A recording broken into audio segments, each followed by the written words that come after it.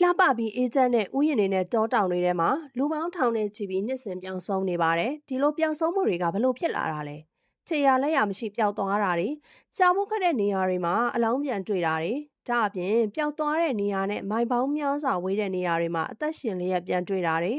ဒီလိုဖြစ်စဉ်တွေကို Missing 411လို့ခေါ်ပါတယ်။ဒီနေ့မှာတော့တဘာဝလွန်ဖြစ်ရဆိုးတွေရဲ့နောက်ွယ်ကအမှန်တရားကိုစူးစမ်းကြည့်ရအောင်။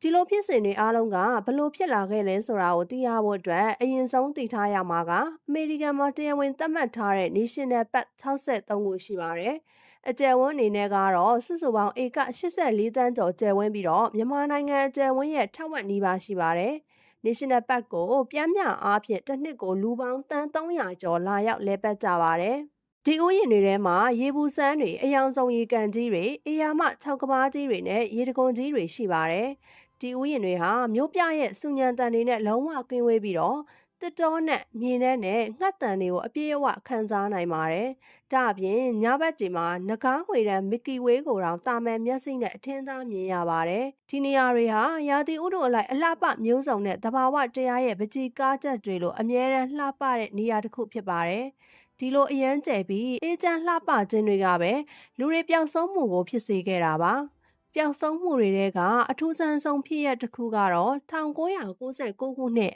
အသက်3နှစ်အရွယ် Gerard Atario ရဲ့ဖြစ်ရပ်ပါ။သူဟာကော်လိုရာဒိုတောင်တန်းမှာတောင်တက်သမားတွေနဲ့အတူရှိနေရင်းကပဲမျက်စိတမိတ်အတွင်းမှာပဲပျောက်သွားခဲ့တာဖြစ်ပြီးတော့ရပ်ပေါင်းများစွာရှာဖွေခဲ့ပေမဲ့လည်းအစားအနာတောင်ရှာမတွေ့ခဲ့ပါဘူး။ဒါပေမဲ့ပျောက်ဆုံးပြီးတော့4နှစ်အကြာမှာသူပျောက်ဆုံးနေတဲ့နေရာထက်ပေ900ကျော်ပုံမြင့်တဲ့ခလေးတယောက်တက်ဖို့လုံးဝမဖြစ်နိုင်တဲ့ကြောက်ဆောင်ကြီးပေါ်မှာသူ့ရဲ့အဝတ်စားတွေကိုပြန်တွေ့ခဲ့ပါတယ်။အထူးအဆန်းဆုံးကတော့သူ့ရဲ့ဖနက်တွေဟာအကောင်းတိုင်းရှိနေပြီးအဝတ်စားတွေကလည်းဖြန့်ကင်းထားသလိုတွေ့ရတာပါ။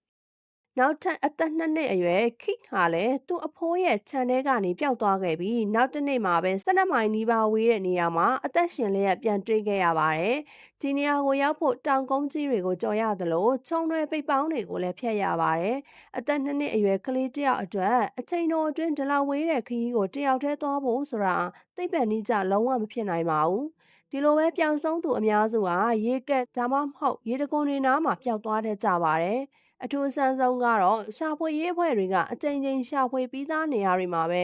ရန်အနေငယ်အကြာမှာအလောင်းကိုပြန်တွေ့တတ်တာပါအစားကရှာတော့ကတော့ဒီနေရာမှာဘာမှမရှိဘူးအခုမှပေါ်လာတာလို့ရှာဖွေရေးသမားတွေကတညီတညွတ်သေးပြောလေးရှိပါတယ်ဒါဆိုရင်ဒီလိုတွေကိုဘသူကခေါ်သွားတာလဲဒီမှာဖြစ်နိုင်ခြေအချက်2ချက်ကိုပြောပြပေးပါမယ်နံပါတ်1ကတော့ National Park ထဲကနက်ဆိုင်တဲ့ကူတွေထဲမှာလူသားစားတဲ့လူရိုင်းမျိုးနွယ်စုတွေရှိနေနိုင်ပြီးလူတွေကိုဖမ်းဆီးသွားတယ်ဆိုတဲ့ယူဆချက်ပါနံပါတ်2ကတော့တဘာဝတရားထဲမှာအခြား dimension တစ်ခုကိုကူးပြောင်းသွားတဲ့တကားပေါက်တွေရှိနေပြီးလူတွေကမတော်တဆအခြား dimension တစ်ခုကိုရောက်သွားတာလား